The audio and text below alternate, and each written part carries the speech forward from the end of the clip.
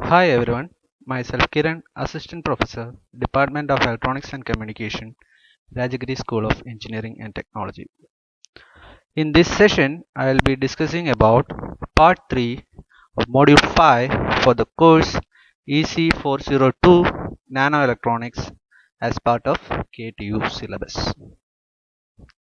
Before starting with this session, I urge you to go through what we have discussed in the previous modules, especially Module 1. The topic which will be covered in this session are some basic concepts related to electromagnetics. I also suggest you refer textbooks related to theory of electromagnetics. I will be discussing about effects of magnetic field on a crystal, that is, how different transport parameters of charge carriers in a nanostructure is affected by the introduction of magnetic field. Even though n number of effects can be modeled under the influence of magnetic field, we are limited to only few of them as part of this course. Some of these effects include Aharonov Bohm effect that shows variations in phase induced by changing magnetic field. Then Shubnikov-de Haas effect, that is oscillations in conductance as a result of varying magnetic field. And finally, we will wind up this session with the quantum Hall effect and how it deviates from classical model. Now, when discussing about effect of magnetic field on a quantum structure, one should have a thorough knowledge of Maxwell's equation. It is a set of four differential equations. As you can see, the first two equations gives you divergence of electric field and magnetic field, that is Gauss's law in electrostatics and magnetostatics. Whereas the last two equations gives you curl of electric and magnetic field, that is Faraday's law and Ampere's law in electrostatics and magnetostatics respectively. Moving on to the next section, we will discuss about Lorentz force. What is Lorentz force? A charged particle in an electromagnetic field experiences a force which is called the Lorentz force. This force will be in a direction perpendicular to both electric and magnetic field. And this force is given by F is equal to E, which is the charge of electrons, multiplied by electric field plus V cross B, where V is the velocity of the charged particle and B is the magnetic field. Using Helmholtz's theorem, we can write the magnetic field in another form, that is B is equal to del cross A, or we can also write it as B equal to curl A, where A is a vector potential. Now, next topic is cyclotron frequency. What is this cyclotron frequency? In most of the subsequent sections that we come across, we have to get an understanding of what is this frequency, cyclotron frequency. In the presence of magnetic field, electrons will experience a circular motion due to Lorentz force. In this figure, we can see that a magnetic field is applied along the z direction. As a result, electrons moves in a circular path with its axis along the z direction. In order for electrons to remain in that orbit, its centripetal force should equal Lorentz force under magnetic field. The centripetal force is given by mv square by r, and in the absence of electric field, Lorentz force reduces to q into v cos b. So equating these two parts, we will arrive at an expression for frequency omega, which is equal to v by r, which is again equal to qb by m, where m here corresponds to the effective mass of electrons, Q, which is nothing but the charge of an electron, and B is the magnetic field. Here this angular frequency is called as the cyclotron frequency, which we'll be seeing frequently in the coming slides. Next, let us discuss about what are Landau levels. In the presence of magnetic field, the cyclotron orbits of charged particles will be quantized, and these charged particles can only occupy orbits with discrete energy values. These discrete energy levels or energy eigenstates are called Landau levels. Each of these levels are highly degenerate. This is due to the independence of energy on k value. You know what is k value, right? Wave vector or wave number. Energy of these eigenstates are represented by En is equal to h cut omega c into n plus 1 by 2, where h cut is Planck's constant over 2 pi and omega sub c is, we have discussed, that is the cyclotron frequency. Now let us discuss about the effect of magnetic field on a crystal. As we have discussed in the previous slides, presence of high magnetic field will collapse energy states of conduction electrons into different levels called as Landau level. Formation of Landau levels will create oscillations in magnetization, and this effect is known as de Haas-Alfven effect. Similarly, it results in oscillations of the electrical resistivity known as Shubnikov-de effect, and variation in phase will, that is Aharonov Bohm effect. Now let us consider a magnetic field applied along the z direction.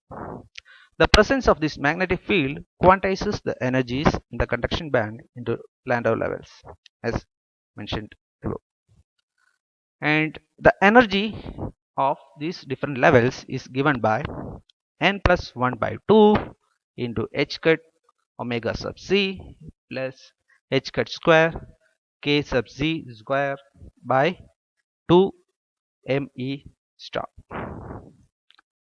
The quantum number n corresponds to the different Landau levels.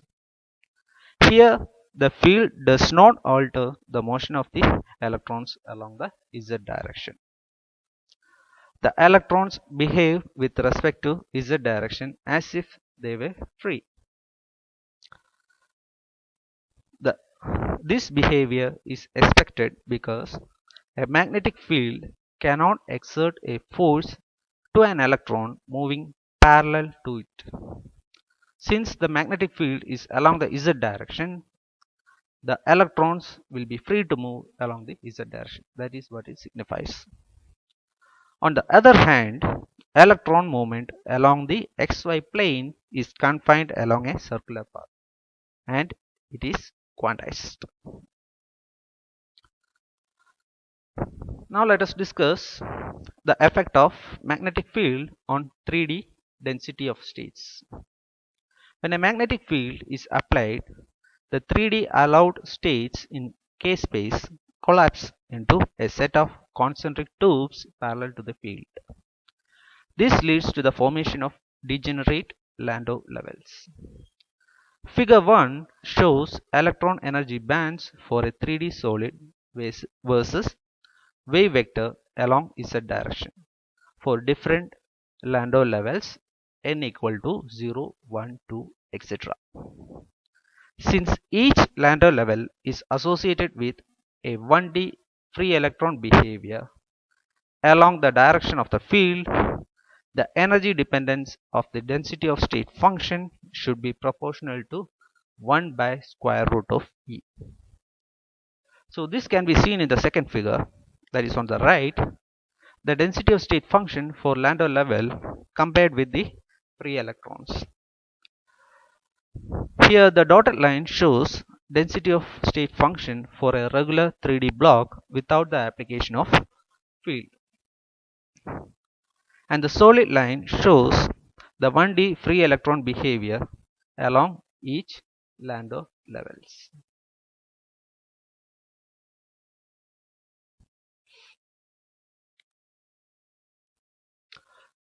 Now, let us consider the case of a 2D system. As we move on to this 2D system, if a strong magnetic field is applied perpendicularly to a quasi two-dimensional electron system, the electron adopts a cyclotron orbital motion of frequency omega c. Here, the energy is quantized according to a 1D harmonic oscillator model.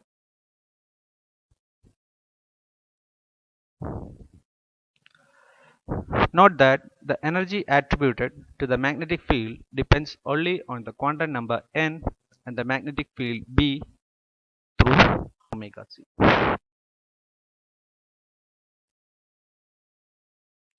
Here, the figure on the left represents density of state function of 2D gas in the absence of magnetic field. The density of state function of 2D gas in the presence of magnetic field collapses into delta functions centered at each Landau levels. From the figure on the right, we can find these delta functions at each Landau levels for n equal to 0, n equal to 1, n equal to 2, etc. All the levels in the interval collapses, all the levels in this interval as shown here collapses into the same Landau level when the field B is applied. Degeneracy of each Landau level is given by D is equal to E into B by 2 pi h cut.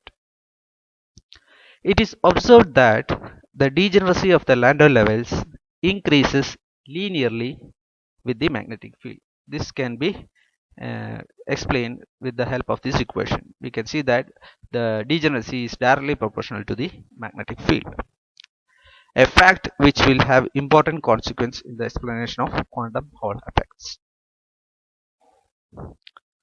Now, moving on to the discussion of effects of magnetic field, let's start with the first one, which is Aharonov-Bohm effect, sometimes referred to as AB effect. The magnetic field can produce and control interference effects between the electrons in solids. In order to observe these interferences effects between different electron waves, their phase has to be maintained. Recall from module 1 that we have discussed phase coherence length L5. It is defined as the distance traveled by an electron without changing its phase. Right. The phase of an electron wave is generally destroyed when electrons interact inelastically with defects in the lattice. Right. So in the case of ballistic transport, interference effects are observed. So what is meant by this ballistic transport? If electrons with mean free path L much larger than the sample dimensions capital L travel through the lattice, scattering will not take place. That is, in order for scattering to take place, the minimum distance should be greater than the characteristic length, which is mean free path small l. And if the dimension is of the sample is less than this mean free path, scattering will not take place. This is called as ballistic transport. That is, there will not be any inelastic collisions. In 1959, Aharonov and Bohm proposed that an electron wave in a solid has a phase factor which could be controlled by a magnetic field. Right. This phenomena was proved in 1985 at IBM in a structure similar to that shown in this figure. It consists of a metallic ring of diameter 800 nanometer made of a wire with thickness of about 50 nanometer. The electrons will enter the ring from the p side. The wave function amplitudes of these electrons will be divided into two equal parts. Each of these will travel through both this path, one through the upper arm and other through the lower arm of the ring. When these waves reach the exit at Q, they will interfere with each other. Assume a magnetic flux produced by a solenoid is kept inside the ring and concentric to this ring. In the presence of this magnetic field, the momentum of the electrons will change from P, which is h into k, to P plus Ea, where A is the vector potential. As the electron moves from P to Q, the phase change occurs and is proportional to the line integral of vector potential A, where the integration is along a given path which joins the entry point P and the exit point Q. The difference in phase is observed for the waves traveling around the upper path and the lower path. This difference is given by the phase difference is equal to E by h cut into line integral of vector potential along the lower arm minus line integral of vector potential around the upper path. Now, applying Stokes' theorem on the previous equations, we arrive at the phase difference is equal to E by h cut into phi, where phi is equal to the area integral of curl of A dot ds. So curl of A is nothing but the magnetic field, and hence the change in phase is equal to 2 pi phi by phi sub 0. The quantity phi sub 0 is equal to h by E, which is known as quantum of flux. The intensity of the interference pattern observed is proportional to the phase difference. Now let us move on to the second effect, which is Shubnikov-de Haas effect. We have seen in the previous section that as the intensity of field is varied, the energy and degeneracy of the Landau levels will also vary.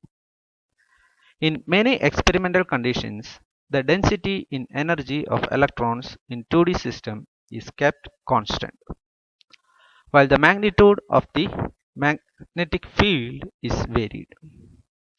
As B increases, the Landau levels move up in energy since the separation between them, h omega sub c, gets larger. Similarly, the degeneracy d of each level will also increase. The figure shows a 2D system under the influence of magnetic field that was discussed in the previous slides. Here, the density of state functions get clustered around the Landau levels. As you can see, for here in this figure, it is shown for n equal to 0 and n equal to 1. Here, a parameter called filling factor V is defined. It is equal to the ratio between the density in energy of electrons divided by degeneracy of each Landau levels. In general, filling factor need not be an integer, but at T equal to 0 Kelvin, that is at absolute 0, we define another parameter n, that is a maximum integer number smaller than the filling factor. For example, if we assume that filling factor is 3.12, then the number n is equal to 3. So a small maximum integer number just smaller than the filling factor. This number n indicates the number of Landau levels which are completely occupied, right? So this n signifies n Landau levels will be there which are completely filled. So on top of, or the top Landau level in general will be obviously partially occupied. However, when the filling factor is an integer, it corresponds to all Landau levels being completely occupied. Now, if the filling factor is equal to n, the value Bn of the magnetic field for which full occupancy of Landau level take place is given by Bn is equal to 1 by n 2 pi h cut into d density of states by E. Therefore, if the filling factor is an integer, Fermi level should lie in the gap between Landau levels. And at this level, DOS or density of state is approximately 0. In addition, in this situation, the electrical conductivity of the sample should be very small, because you know the carrier responsible for transport lies around the Fermi level, and in this case where the density of state is approximately 0, that is the number of allowable space for electrons. In contrast, when filling factor is an integer plus or minus 1 by 2, then the density of state shows maxima, and the Fermi level should have values of energy located right at the peaks. In this case, even a small change in energy has a large effect in density of state, and thereby the conductivity of the sample should be very large. So this shows that by application of magnetic field, the conductivity of the sample will vary drastically. So this figure shows an experimental setup. Here you can see the structure for the experimental setup, in which the oscillatory dependence on the gate voltage UPP between two probes situated along the length of the sample, like in the inset of the figure.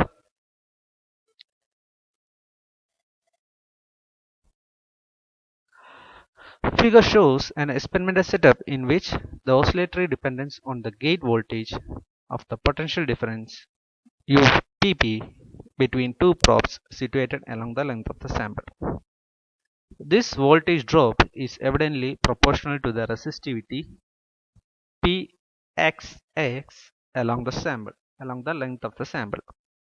This arrangement also measures the resistivity Pxy across the sample along the lateral direction, which is proportional to the Hall voltage Vh. Voltage oscillations VPP are a consequence of formation of Landau levels by the electrons in a magnetic field. So in this figure we can see the oscillation in the voltage VPP, and these oscillations occur as a result of the occurrence of Landau levels. Evidently, there are also oscillations in conductance corresponding to the longitudinal resistivity oscillations, and since this voltage is oscillating, the conductivity offered by the sample along the longitudinal direction will also vary because of the presence of this magnetic field. These oscillations in conductivity or resistivity of the sample is a consequence of the Shubnikov-de Haas effect.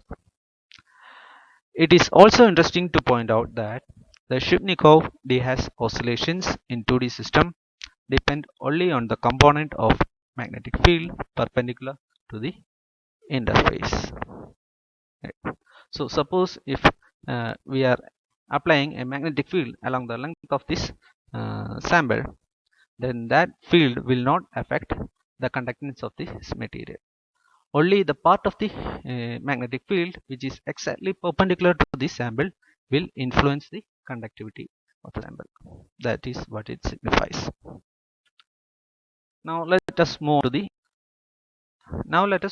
the last topic for today's session, which is quantum Hall effect. So before discussing about quantum Hall effect, let us understand the concept of classical Hall effect. So what is meant by this classical Hall effect? It states that if an electric current flows through a conductor in a magnetic field, the magnetic field exerts a transverse force on the moving charge carrier, which tends to push them to one side of the conductor. Right. So let us consider a rectangular block of semiconductor sample as shown in this figure.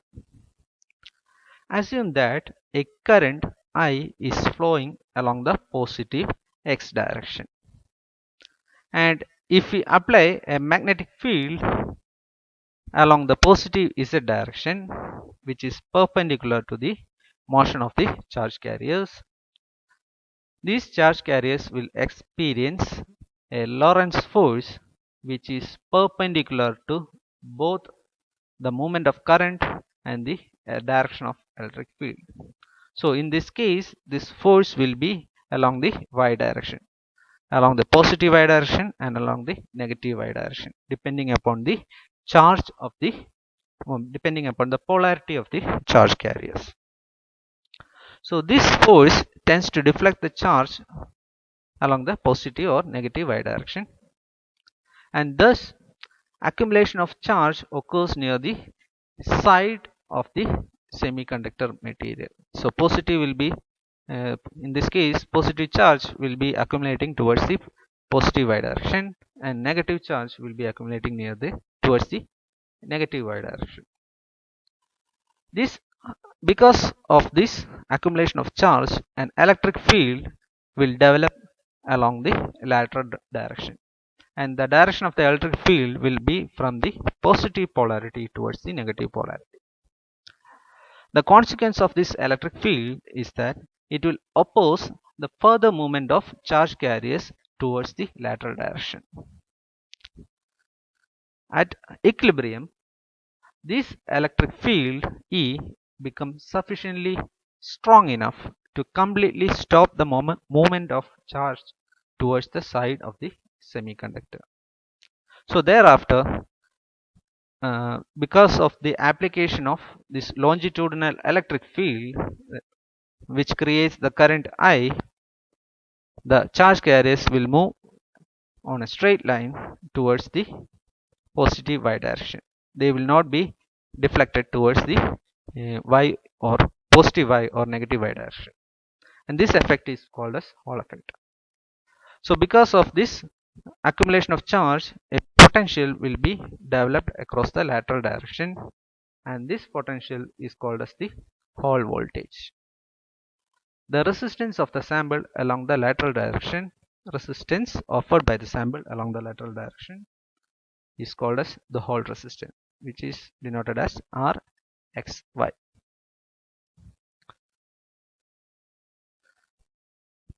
Now, as you can see on the right side, it shows variation of Hall resistance for different samples as we vary the magnetic field which is along the z direction. And in the case of classical model, we can see that even for different materials, the variation in Hall resistance is approximately linear, right? So as we move on to the quantum Hall effect, this linearity in Hall resistance will be somewhat distorted, right? So that we will be discussing in the next slide.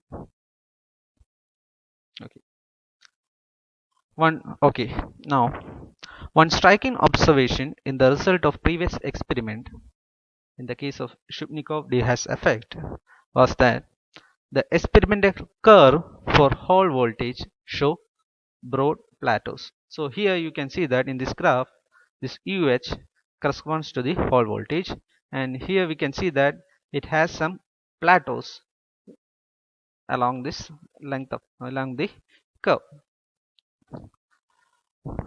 That is, they remain constant over a wide range even if the gate voltage and hence the 2D electron concentrations are varied. Right. It is also interesting to observe that the plateaus in the value of rho xy appears precisely when rho xx becomes 0. That is, you can see that this UPP corresponds to the resistivity offered along the longitudinal direction, right? Which is actually the here it shows the potential, so it again signifies the resistivity along the longitudinal direction. And whenever this uh, resistivity becomes 0, we experience a constant resistivity along the lateral direction, that is rho xy. For a given distribution, when the last lambda level becomes completely filled, the next one is completely empty and there cannot be electron scattering. From the value of magnetic field for which the levels are completely filled, we obtain Hall resistance given by RH, which is Hall resistance, is equal to H by E square into 1 by N. Inverse of this quantity is in accordance with the values obtained for the quantization of conductance. This effect is the so-called integer quantum Hall effect. So basically, we are having two types of quantum Hall effect, which is integer quantum Hall effect, that is what we have discussed here, and fractional quantum Hall effect. So the second one, which is fractional quantum Hall effect, is slightly out of the scope for us, so it will not be discussed here in this platform. So with this, we can wind up for today's sessions, and thank you.